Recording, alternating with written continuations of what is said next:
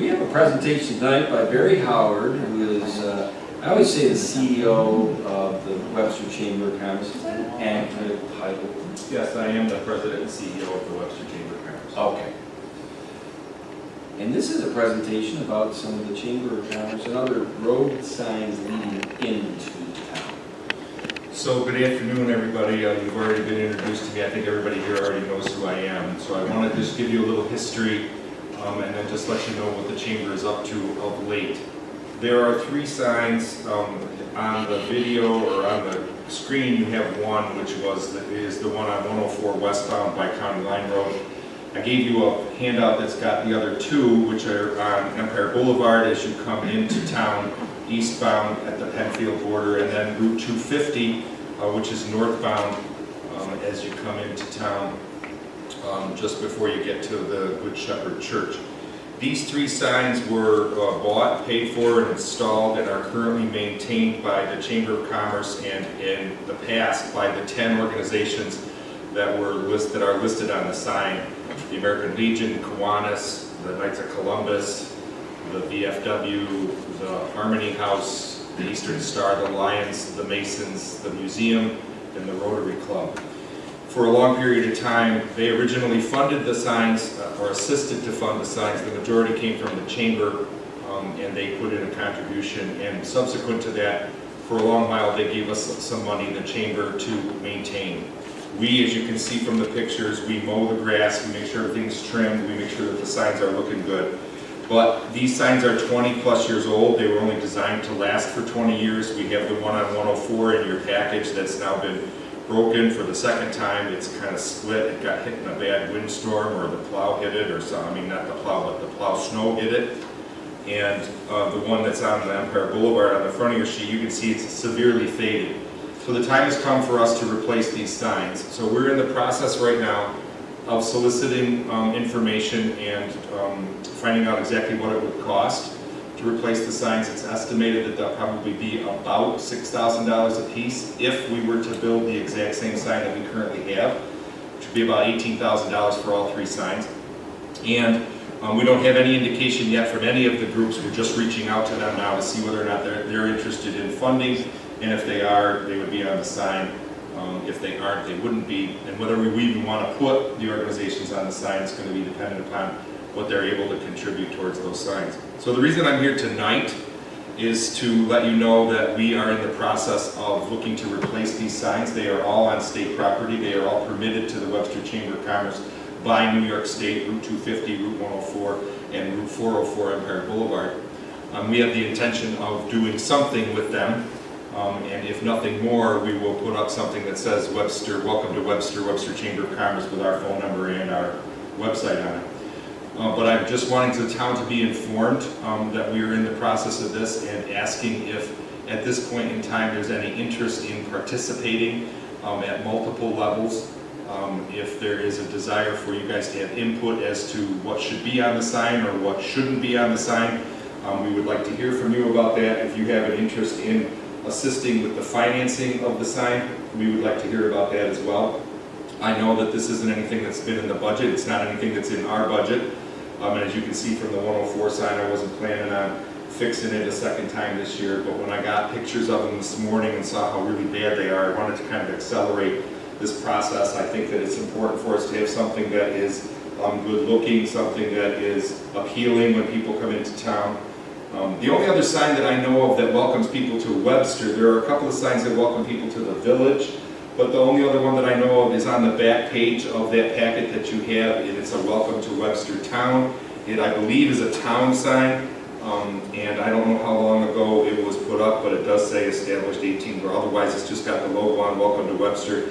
That one happens to be on Route 250, which is slightly south. It's a little bit closer to the Penfield line. Actually, if you look across the street, the sign that says welcome to Penfield is right across the street southbound. So I didn't know whether the town has any interest in participating in this project or not, but I'm just going to leave it there. The reason that Tom and I talked about it and said it would be a workshop item is, you guys can discuss it, you guys can mull it over, you guys can give some input if you'd like. And if there is no interest on the part of the town, that's fine. We'll go ahead and proceed.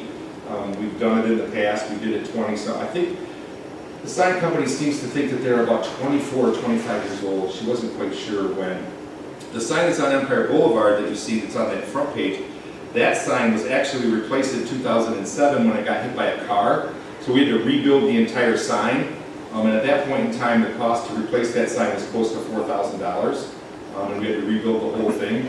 And you can see that because that's a west facing, that the sun has really faded that sign a lot. That's got the worst sun because there's no shade whatsoever. The others have at least a little bit of shade.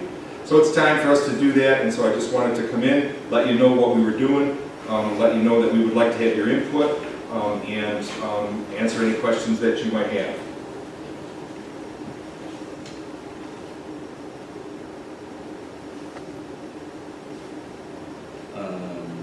I'm looking at the one on Empire Boulevard.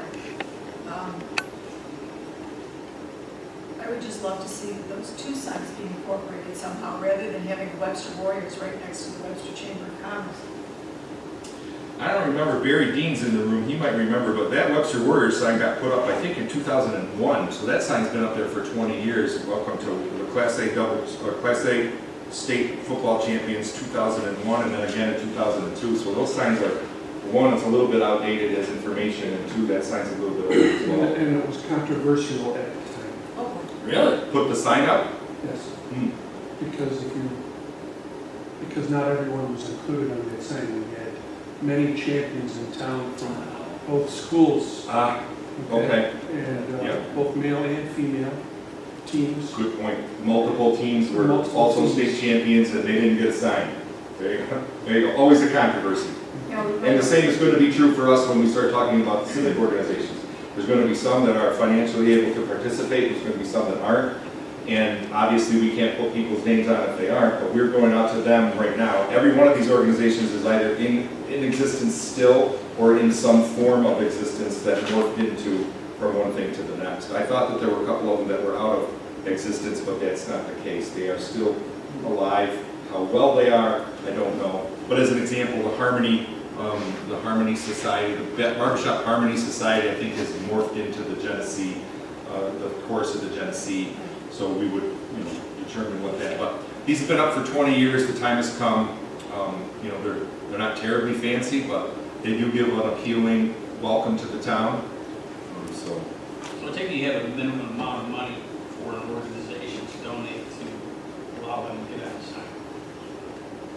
Say that again, John. I'm sorry. So I'm assuming that you have a minimum amount of money that your organization would donate. give to Yeah, I the would chamber assume to that, get on there. if we made the assumption that the 3 signs were going to cost $20,000 to put in, we would probably maybe seek half of it from the organizations. There's 10 organizations, so if we got $1,000 from each of them, that would be $10,000, and then the chamber would pick up the other $10,000. And so, but I don't know that. I mean, it's entirely possible. Many of the organizations, they used to send us $50 a year towards the mowing. The chamber's been paying for the mowing for the last 10 or 12 or 15 years because the organizations haven't even been able to send us the $50 a year.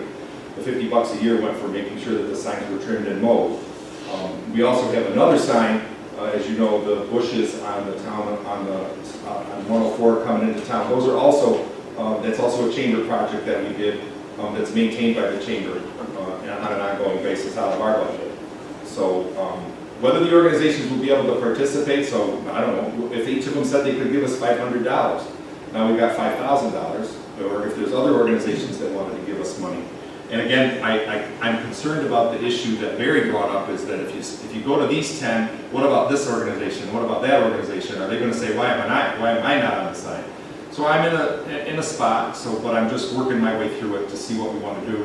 And maybe the solution to that is to not put any civic organizations on the side. Maybe not. I don't know. But that's where we're at. I just wanted to make you aware of the fact that we're in that process. I mean, this is something that does involve the town. It is welcome to Webster. You guys do have a couple of things to do with Webster. Just a couple. So, any other questions for me? good luck. Yeah, thanks. I was kind of shocked when I found out, really. I was kind of hoping they were going to be a little bit less, because I don't have any money budgeted for this either. And coming out of the 2 years of pandemic, I'd have to do the squeeze, but doesn't mean that there isn't a benefactor out there that's going to say, I think this is important, and let me make a contribution towards it, and we'll put the signs up, or towards the But I wanted you guys to be aware. But if you have comments, I want to hear comments about what should be on it, what shouldn't be on it, where they're located, if we want to go do something different. They seem to be the three prime locations, coming in on Empire Boulevard, coming north on 250, and coming east or west on 104. How close is the one on two, when you're coming north on 250? How close is the one to Webster, the town side? It's, if you can look, if you can see on that sign, that picture, Patty, you see that there's a sign up there for the new subdivision. That's just there, and then there's another whole hedge, probably twice the distance from that sign that says Webster, where life is worth living, to that big sign that's the for sale sign. That equal distance north would then be where the Webster, welcome to Webster Chamber sign is. Got it. So it's probably well into the town by the time, but that was the nesting spot that the state said, yeah, that's a good spot for us to put it. Yeah. It was actually where the town, where it gets close to that intersection, the state's right-of-way starts to widen out. So we're inside the state's right-of-way on all of our signs. I drive by it constantly and I just couldn't Yeah. It's a figure out little the bit. positions. All right, anything else for me? Excellent. Thank you. Thanks, Chris. Thanks for having me. Letting us know. Appreciate it.